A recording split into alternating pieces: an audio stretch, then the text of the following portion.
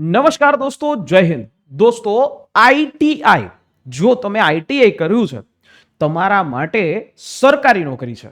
અને આ સરકારી નોકરી પણ જેવી તેવી સંસ્થામાં નહીં, પણ એવી સંસ્થા, દેશની સૌથી રેપ્યુટેડ સંસ્થા, દેશની સૌથી મોટી સંસ્થા, આઈટીઆઈ સ્પેશિયલ આ ભરતી છે. પગાર ધોરણ પણ 32,000 પ્લસ જેવું થશે, અને 32,000 પ્લસ જેવી તમારું પગાર, અને પાછું તો જગ્યાઓ પણ એટલી 6,000 કરતાં પણ વધારે જગ્યાઓ.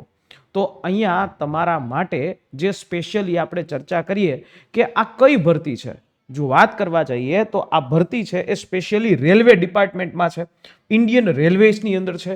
ઇન્ડિયન રેલવેઝની અંદર જે ટેકનિશિયન ગ્રેડ 3 ટેકનિશિયનનું કામ હકીકતની અંદર જે ઇન્ડિયન રેલવેઝ જે એન્જિનિયરિંગની અંદર વેગન્સ બનાવે છે, પછી એવી જ રીતે અલગ અલગ જગ્યાએ મેન્ટેનન્સનું કામ હોય, એવી જ રીતે શેડમાં કામ હોય અથવા તો એન્જિન માટે કામ હોય, તો એવું કામ છે એ આ ટેકનિશિયન ગ્રેડ 3નું છે.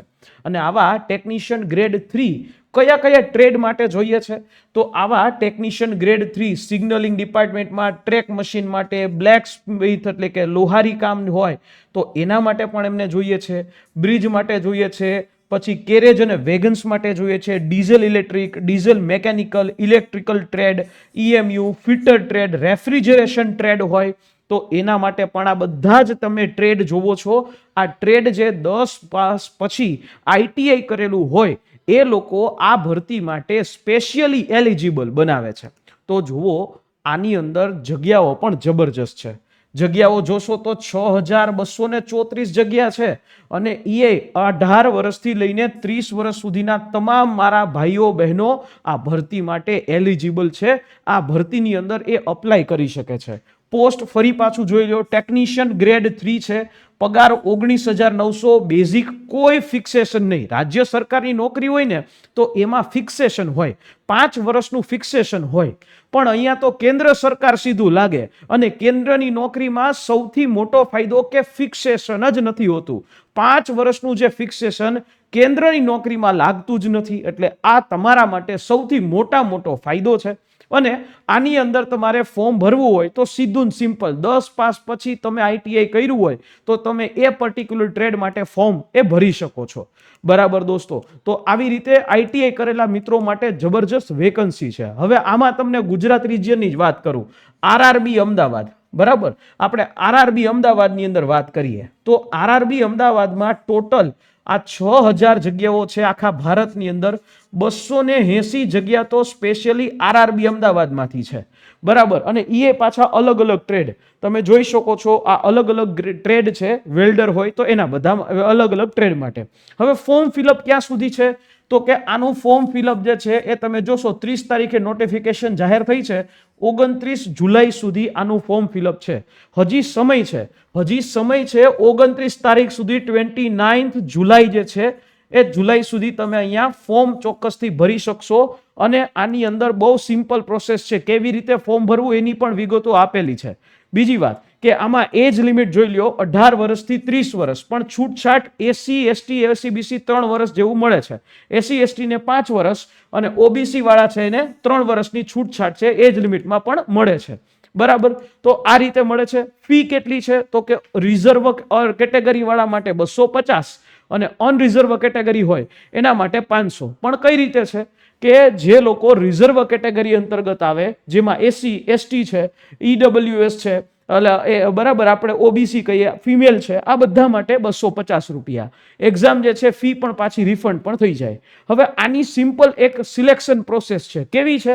તો કે આની સિમ્પલ સિલેક્શન પ્રોસેસ, એક પરીક્ષા છે, અને એ પરીક્ષા છે કેવી? તો કે સીબીઆરટી એટલે કે સીબીટી, કમ્પ્યુટર બેઝ ટેસ્ટ હોય.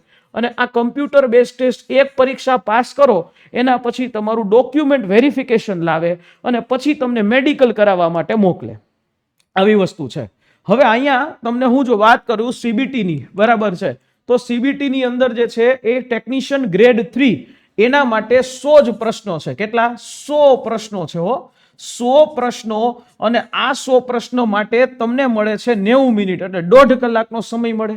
નેગેટિવ માર્કિંગ છે 0.33. કેટલું છે ભાઈ? 0.33 એ નેગેટિવ માર્કિંગ છે. બરાબર. આવું 0.33 નેગેટિવ માર્કિંગ સિમ્પલ રીતે છે, બરાબર. અને એનો સિલેબસ તમે જોવો તો સિલેબસમાં શું પૂછાશે? બેઝિક મેથેમેટિક્સ, પછી રીઝનિંગ અને જનરલ સાયન્સ, જનરલ અવેરનેસ. આ 4 ટોપિક છે.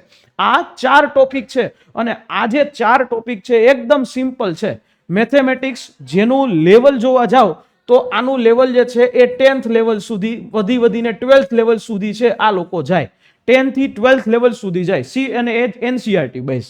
હવે મેથેમેટિક્સના 25 પ્રશ્નો હશે, પછી રીઝનિંગના 25 પ્રશ્નો હશે, જનરલ સાયન્સના 40 પ્રશ્નો હશે, જનરલ અવેરનેસના 10 પ્રશ્નો હશે. આવી રીતે 100 માર્ક અને એક જ પરીક્ષા. આ એક પરીક્ષા છે એમાં ગુજરાતમાં એટલું બધું કોમ્પિટિશન નથી હોતું, એટલે જે લોકો આઈટીઆઈ કરેલા મિત્રો છે એ બધા મિત્રો સુધી મારો આ વિડીયો છે પહોંચાડી દેજો. સેલેરીનું પગાર ધોરણ છે ને ખૂબ સારું છે. 19,900 ને તમે 19,900 ઈ બેઝિક છે. આની અંદર તમારું એચઆરએ એડ થાય, ઓવરટાઈમ એડ થાય, પછી ડીએ એડ થાય. આ બધું એડ થાય ને એટલે તમારો પગાર અંદાજિત 35,000 પ્લસ દર મહિને થાય.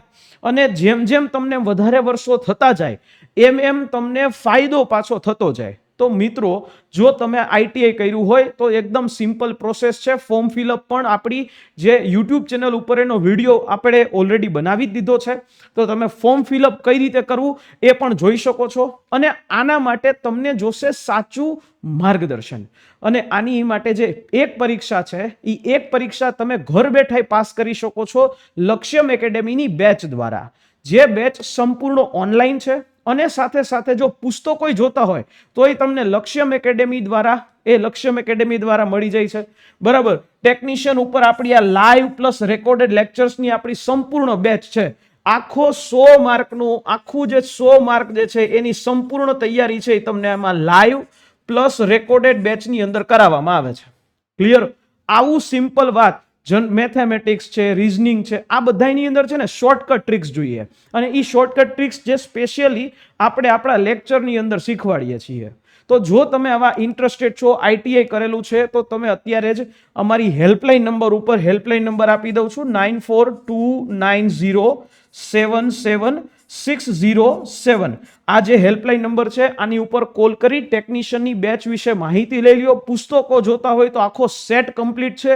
આના માટે પરીક્ષા પાસ કરવાનો સંપૂર્ણ પુસ્તકોનો સેટ પણ તમને મળી જશે. આશા રાખું છું આ માહિતી તમને સમજાઈ હશે. તેમ છતાં આ રેલવેની ટેકનિશિયનની ભરતીથી રિગાર્ડિંગ કોઈ પણ પ્રશ્નો છે, કોમેન્ટ બોક્સ ખુલ્લું છે. કોમેન્ટ બોક્સની અંદર તમે પ્રશ્નો પૂછી શકશો અને એ પ્રશ્નોને અમે વિડીયોના મારફતે તમને એ જવાબ આપી દઈશું. મળીએ નેક્સ્ટ સેશનમાં. જય હિન્દ, જય ભારત.